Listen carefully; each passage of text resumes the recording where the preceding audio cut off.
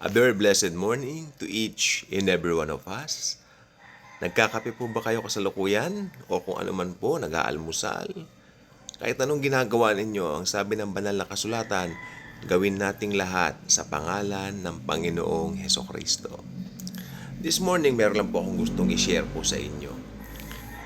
Napakagandang malaman po natin ito sapagkat knowing this, 360 degrees mula doon sa sitwasyon mong di maganda, tutungo ka sa pagkaalam ng katotohanan kung sino ka sa Panginoong Hesukristo. Kung sino tayo sa Panginoong Hesukristo. Okay? Open with me to Colossians chapter 2. Sali ng NIV, Colossians chapter 2. Umpisan ko po sa verse 6, no? Tingnan po natin kung hanggang saan tayo dadali ng Panginoon sa pagbabasa natin ng word niya. So then, just as you receive Christ Jesus as Lord, continue to live your lives in Him, rooted and built up in Him, strengthened in the faith as you were taught, and overflowing with thankfulness. See to it that no one takes you captive through hollow and deceptive philosophy, which depends on human tradition and the elemental spiritual forces of this world rather than on Christ. For in Christ all the fullness of the deity lives in bodily form. Pakinggan nyo to. And in Christ you have been brought to fullness or completion. Kompleto na tayo. Sabi niya, ulitin ko, and in Christ you have been brought to fullness. He is the head over every authority and power. And in Him you were also circumcised with a circumcision not performed by human hands. Pakinggan nito ha. Your whole self ruled by the flesh was put off when you were circumcised by Christ. Simple lang po yung na-circumcise tayo kay Christ nung na-born again tayo. Wala na pong ibang meaning yon. Yun lang po yon. Having been buried with Him in baptism, in which you were also raised with Him through your faith in the working of God who raised Him from the dead. Linawin ko, having been buried with Him in baptism, no? Ibig sabihin po nun, having buried with Him in baptism. Kasi ang mga Hudyo po may kaugali ng bautismo. Ibig sabihin nun, inilubog ka na sa dating pagkatao mo. Ngayon may bago ka ng pagkatao dahil kay Kristo, no? Balikan po natin dito sa 6. So then, simple lang eh. So then, just as you receive Christ Jesus as Lord, maliwanag eh. Kailangan mo muna siyang i-receive. Ayan oh. So then, just as you receive Christ Jesus as Lord, continue to live your lives in Him. Paano ka mag-continue? Hindi mo naman hawak lahat. Hindi mo hawak ang kaligtasan mo. Yes. Ibig sabihin ng continue dito, conscious ka na si Jesus laging nasa iyo. Alam mo lagi, the Christ lives in you. Alam mo yung katotohanan na Christ lives in you. Amen? And sabi niya, naka-root tayo sa Kanya. Rooted and built up. Gusto ko to. Rooted and built up in Him. Strengthened in the faith. Kaya mahalaga, may faith tayong malakas sa Panginoon.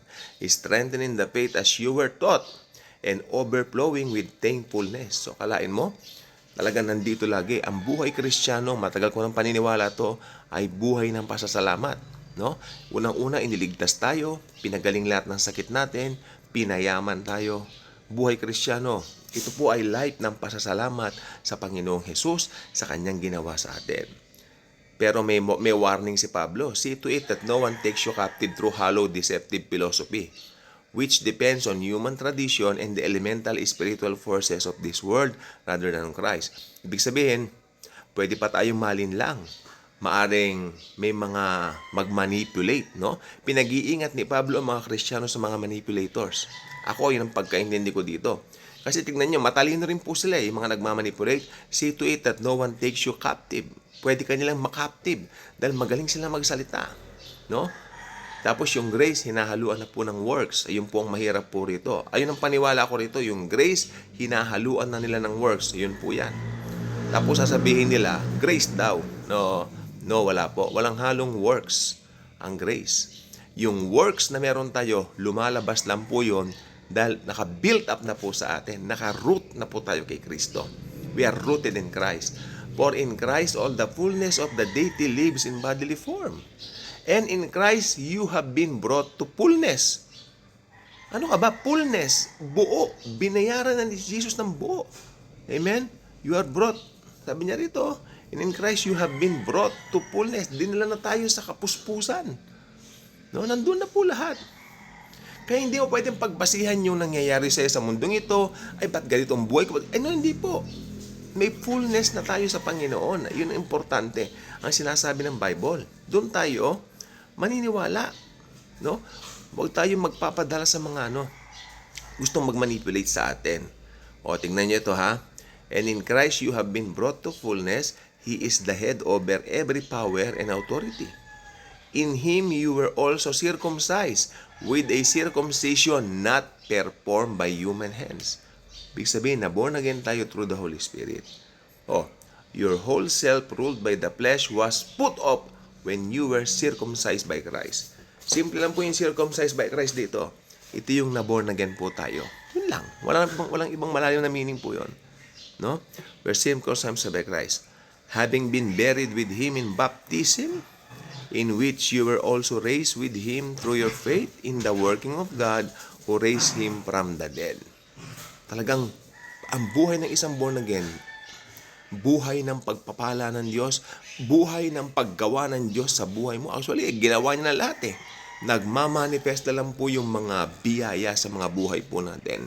Maniwala kayo, nagmamanifest na lang po. Kung hindi pa nangyayari sa ngayon, it will manifest one day in God's own time. Hindi sa timing po natin. Okay? Ano pa? Sabi pa dito, ayon, having been buried with Him in baptism, in which you were also raised with Him through your faith in the working of God who raised Him from the dead. Tingnan nyo to ha.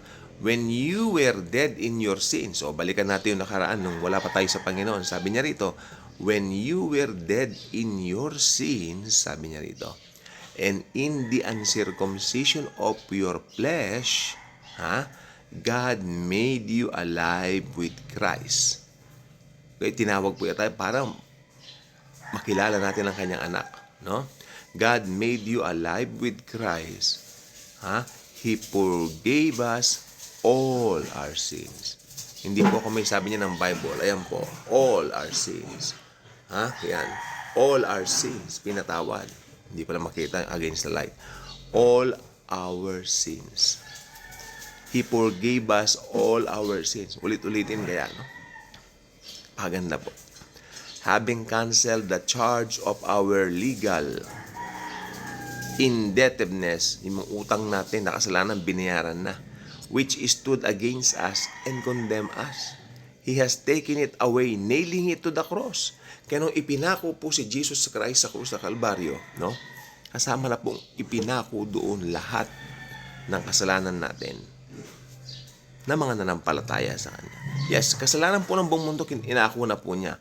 Pero ang effectivity po noon mangyayari kung maniniwala ang tao sa ginawa niya sa krus ng Kalbaryo. Si Moises, nung nakagat ng ahas yung mga tao, sabi ng Panginoon sa kanya, tumingin lang doon sa ahas na tanso. At pag tumingin sila doon, gagaling sila. Ganon din po ang spiritual na kalagayan ng tao.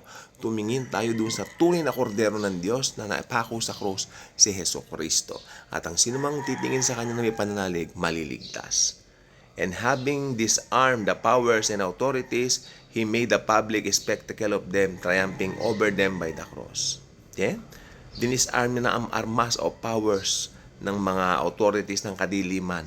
Kaya tayo po ngayon ay malaya na. Kay bilis po ng oras. Pero gusto ko lang po sabihin sa inyo, naka-built at naka-root tayo kay Jesus. Kahit ano yung pinagdadaanan mo sa buhay mo, naka-angkla tayo lagi sa Panginoon. Hindi dahil umangkla tayo, hindi dahil umangkas tayo, kundi dahil sa ginawa niya sa krus ng Kalbaryo. It's all about Him. Yung ginawa pa rin niya, that's all really matters. Hindi yung gagawin natin at yung pwede natin gawin. Maliwanag po ba? Ka-good vibes ka na ba?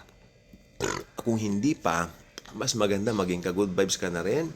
At yes, iyo pong mararanasan dito pag-ibig ng Panginoon. Bless.